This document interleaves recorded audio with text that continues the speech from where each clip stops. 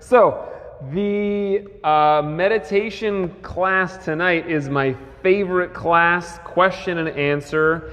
If you guys have questions, you can, if you're on the Zoom call, you guys can raise your hand and I will call on you. If you've got one that you want to submit, you can actually type it in the comments on Facebook Live. And if I have time to get to that one, I will as well. If you comment after the talk is over, I'll try to get back to you later on, but not during the talk, obviously.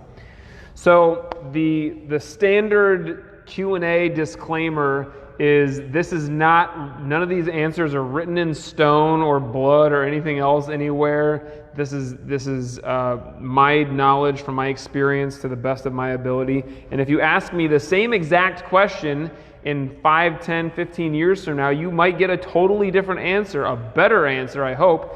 And I like it that way. So this is the best that I've got for you tonight. And all that being said, it's still going to be a great answer. So go ahead. I'll actually start with the one that I got from Tanya. I'm going to unmute her so that you guys can all hear her. Actually, let me just get this mic a little bit closer. Go ahead. You can read your question, ma'am. Well, can you hear me? Yes. Okay. My question was, and I'll just read it. It says, in class and meditation, we've been talking a fair bit about Mushin lately, and also this week about emotional content. I am sure I'm trying to think these to death, which is my tendency. As a beginner student, I find these things incredibly interesting, and I'm probably romanticizing them as well. Should I be thinking about these things, trying to understand and internalize them at this point, or rather just wait? And there's a beautiful passage about learning to wait properly in Zen and the Art of Archery. Being aware of the concepts, but trusting the process of training and meditation to lead me there or not eventually, or some combination of the two. Am I standing in my own way by trying to understand it before reaching it? Some things just have to be experienced. All right. So, yes, Tina, this is really a live chat, so save the comments for your questions, please.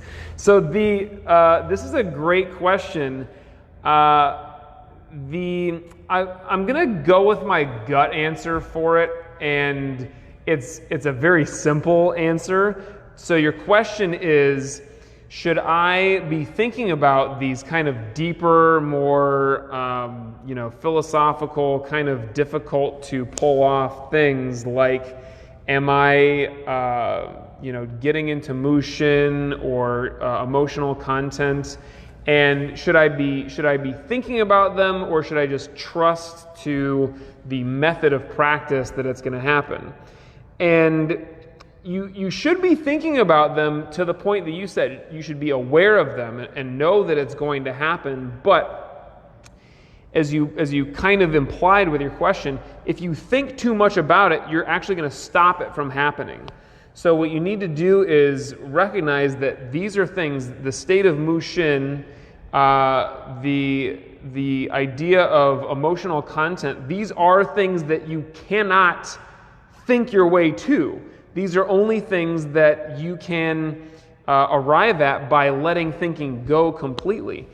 And I think that most of us really struggle with there's so much information out there about meditation and martial arts and all of these things that it is really easy to fall into the trap of I'm thinking about this thing and I've filled my head up and my consciousness up with all of these concepts and ideas, and at the end of the day, those are the things that are actually going to stop us from getting to where we're trying to get. So you've heard maybe this story of the teacup. This is quoted in lots of different places, but there was a philosopher who went to, or it was a professor, let's say, went to study with a Zen master, a Zen teacher. And the professor says, I want you to tell me everything that there is about Zen, but first, basically, I'm going to tell you everything that I know about it. And he started talking about this and that, and he just like went off on a rampage of knowledge. And then all the while the professor was talking, the Zen master was pouring tea into a teacup and just letting it kind of slowly fill up until the teacup overflowed with tea. And the professor notices this and he says, "Stop pouring tea, you filled it up, it's overflowing." And the Zen master says, "Yes, your mind, just like this teacup, is overflowing with knowledge so much that there's no room for anything else. So anything that I'm about to try to teach you, you can't take it because you think that you know everything, basically." Now, I know that that's not you, Tanya. You don't think that you know everything already, but it's a similar problem where we have so much stuff in our head that it precludes us from having the experience. It stops us from actually being able to be and feel and get to Mushin or get to emotional content because we are stuck up here. And the way to get here is really to just let all of that go. You let all of that fall away, and what you're left with is the moment. And in the moment, you might be wherever you are on your process, on your journey to, being able to get into Mushin at will, or being able to practice with emotional content at will. Wherever you are at your journey, it happens in this moment to be perfect. So let all that stuff go, and don't try to think your way through meditation. If you're sitting there and you have all of these ideas in your head about what meditation is and where you should be going, and all of these different techniques and amazing quotes and beautiful things that you've heard, you want to get that stuff, but ultimately it is just motivation for you to sit and be and let all of it go, because it will just get in the way. Other question. I've got a question from my old friend Tina, who I'm hoping is going to stop posting on the Facebook Live. Will you start allowing lifelong friends to attend your class? Yes, because we're going to be doing our classes live on Zoom now. So this is something that is going to be available to you, even living in New Jersey, or my friends that are still in Michigan, and my friends that are living in other places in California that are just too far away to attend the classes in real life, like, East Side LA. So, yes, the answer is I will start allowing, but you got to pay like everybody else. Okay, I got a question from Kaya. Go ahead, ma'am. Hold on, let me get my mic back out here so people can hear you. Go ahead. Okay, my question is somewhat similar. The other day I was practicing, I experienced extreme anger, and I felt actually how powerful my strike was, and I pulled back a little because I didn't want that to do damage to anyone around me. Mm-hmm. And I'm curious about the parallel between using that, but then also meditating so that you're actually not using that if somebody was attacking you. Like, wouldn't it be good to kind of use it, but at the same time... Yeah, I've got it. Don't. So this is related to the, let me get this back in here, sorry. Okay, so this is related to the idea of emotional content. And when you experience that kind of rush of energy, adrenaline, from anger, that is related to, but not exactly what I'm talking about when I say emotional content. Emotional content is not a specific emotion that you're trying to feel, because that will give you power for your technique. It might, but as you said, it might actually take you too far. So you might be defending yourself in a self-defense scenario where you've slapped on a choke and you're so angry that you just hold on to that choke for too long and then you go into jail. So you want to be weary of this, and in fact, if you just let anger take over, just like if you let fear take over, fear will basically cause you to freeze up, and anger will cause you to lash out without controlled limbs, and so your technique is going to be awful. It's going to be sloppy and ineffective. Even though you've got lots of power and energy for it, it's still crap, and it's going to end up with nothing. So you got to be able to control your body and your mind as much as possible. Meditation obviously helps us with this. And it will help you to recognize immediately when you're feeling something and immediately when it's starting to take over and kind of run away to the point where you can't control it. So meditation is about recognizing these things early on and then being able to choose. This is something that I'm going to set aside and let go, which is what we do in meditation with all thought. Or you can recognize it and say, all right, I'm labeling this. As I said earlier this week, emotion on some level just is like a physical sensation, and you will feel like your heart start to race or your body start to tense, and you will have that physical sensation, and then you will label it in your mind as anger. And you can choose instead, if you catch it early enough, you can choose to label it as excitement. You can choose to label it as whatever it is. You can also choose to just feel that feeling without having it turn into, once you start labeling it as anger, then your thoughts are like, yeah, how dare this person piss me off like that? It's all their fault, and all of this stuff that kind of causes it to build and spiral out of control. You recognize it as just energy. Emotion is energy, and you can play with it. Just like you play with your partner's punch coming at you, you don't have to stop it. You can move out of the way. You can absorb it and kind of use that energy against your partner. You can use it to play with. The same thing happens with emotion. If you can play with the energy and use it that way, now it no longer has a negative effect, and it doesn't drag you down with it or take you out of control. Instead, it is fuel. So your technique in a self-defense situation or in class can be fueled by what started as anger, but you then turned into just pure energy. So I talked about this in the blog, the article that I wrote for the newsletter this week. If you didn't read it yet, read it. It's great. I talk about the idea of emotional content as being basically like the white light, which is all colors together, and it's all emotions together, all combined into this pure energy.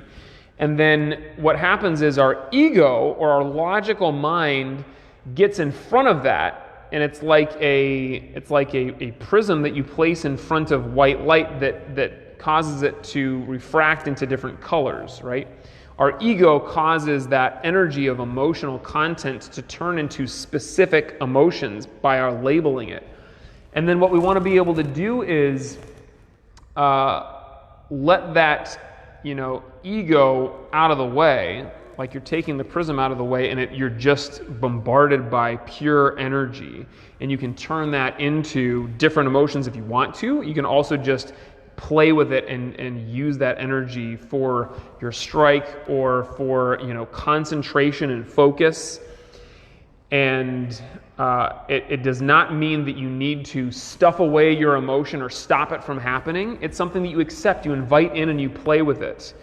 And in that state where you're just kind of enjoying it, you're playing with it, you are really able to use it in the best possible way to energize yourself and create power for whatever it is that you're doing.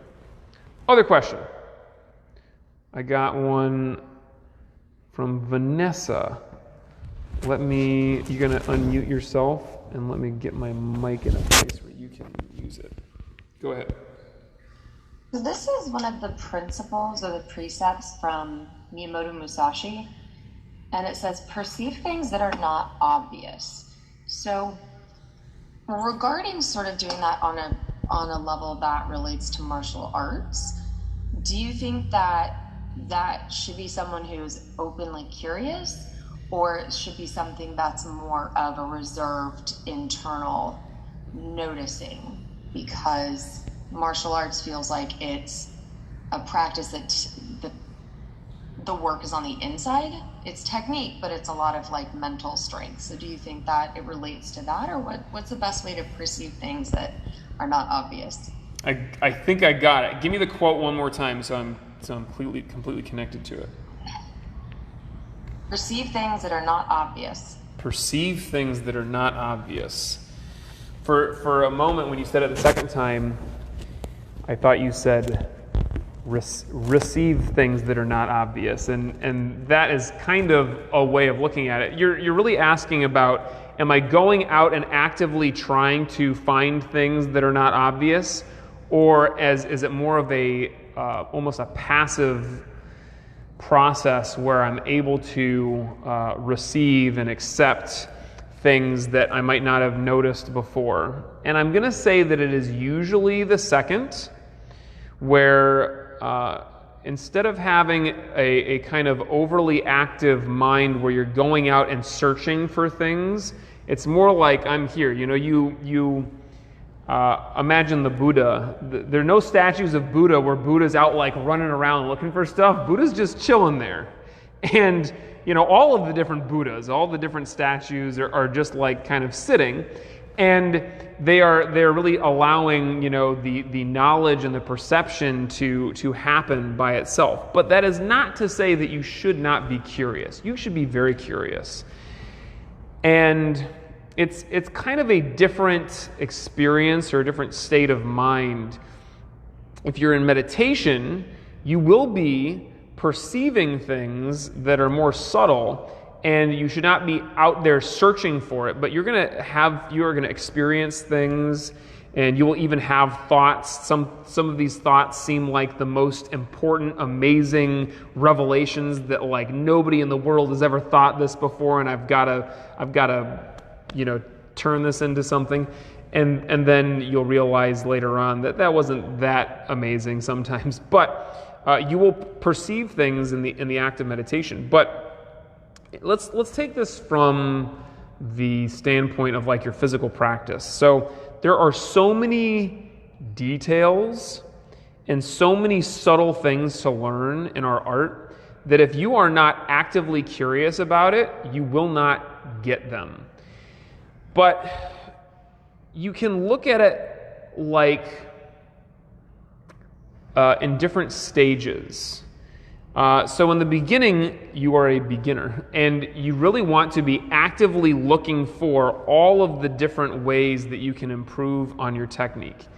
And this includes actively listening to what I or a senior student are saying and demonstrating in class. This also includes kind of picking apart your technique piece by piece and asking yourself, what is there for me to change about my hand position? What is there to change about the way that I'm moving my hips and shifting my weight and all of that?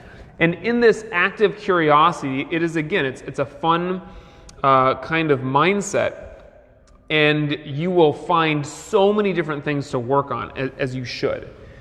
But if you are always looking for things to fix, then that takes away your opportunity to just be and really to perform at the highest level.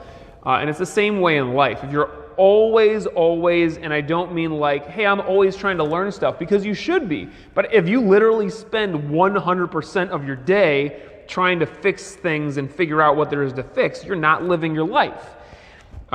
So you have to be able to set that aside and just be and act and fully just pour yourself into whatever the actual thing is that you're doing. You can think of the opposite end of the spectrum, where I'm being too curious and really I'm being like over-analyzing, is the farmer who plants the seed. Sifu Brown always used to point out that martial arts teachers way back when had a much easier job teaching people, because everyone was a farmer and everyone knew that you just plant the seed and you just let it sit there and eventually it'll turn into something, right? But most of us are not farmers anymore. We have these fast-paced lives, and what a lot of people would do now is they bury the seed, and then they'd go back and dig it up the next day and look at it and be like, what the hell, how come it's not growing yet? And if you do that enough times, over-analyzing, you're going to kill it. You'll kill your practice, you'll kill your meditation, you'll kill the moment by over-analyzing.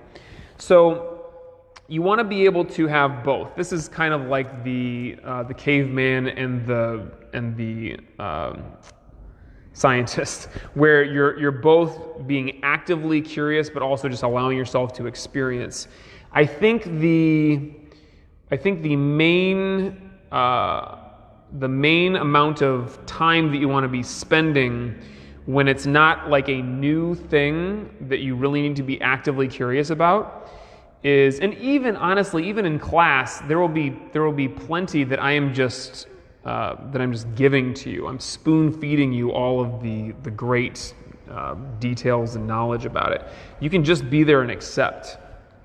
The most subtle things you are going to experience in that kind of state where I'm not actively out looking for something. You're going to get a huge amount of knowledge and subtlety from actively being curious and looking for it, but the most subtle things will escape you because your mind is trying too hard. It's being too active, right?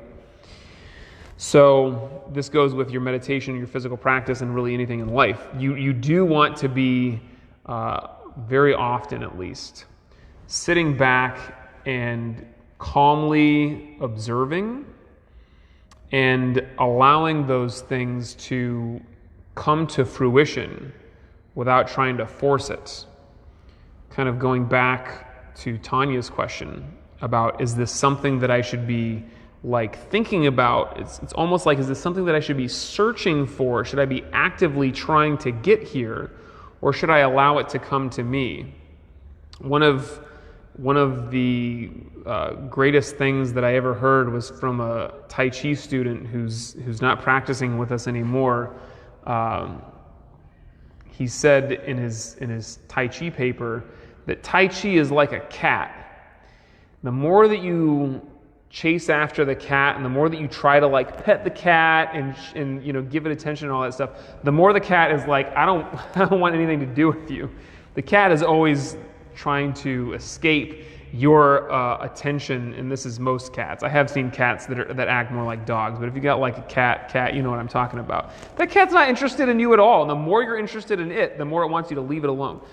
But as soon as you just relax and let the cat come to you, and this is what I have to do with my old cat that my brother takes care of now, because if I try to give him attention, I try to pet him, he'll let me do that for about 5 seconds, and then he'll start trying to scratch me and bite me.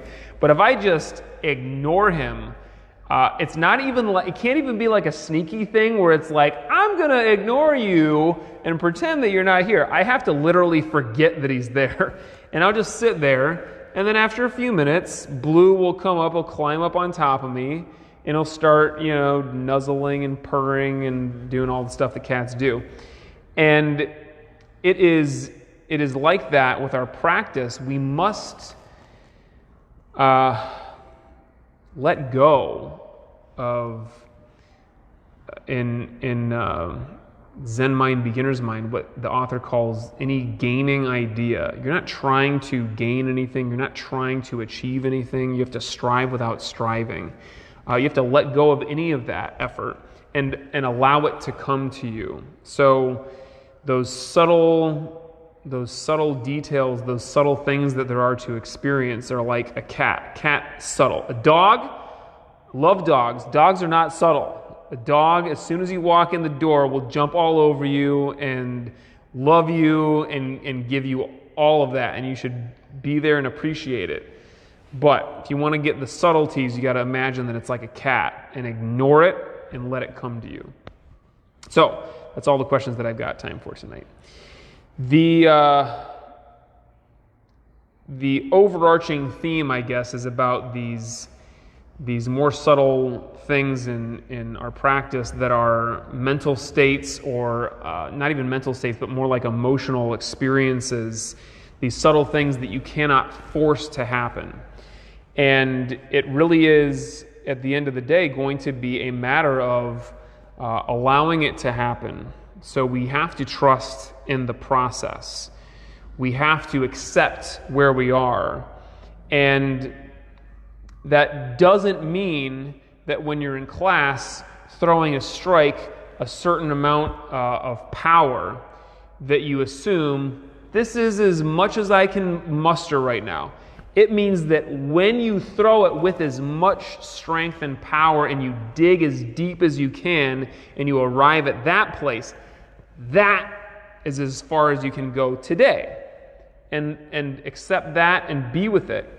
And then realize that tomorrow it might be somewhere else. It might be less, it might be more, but it will be what it is. So, in our meditation and in our physical practice, we're always kind of looking at this balance between, do I need to push a little bit more, or do I need to let it come to me? In the beginning, it's more pushing, searching, reaching, and exploring with that curiosity.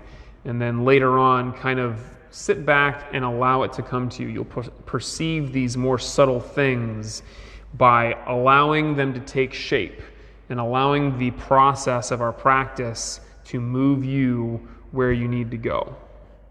Sit comfortably.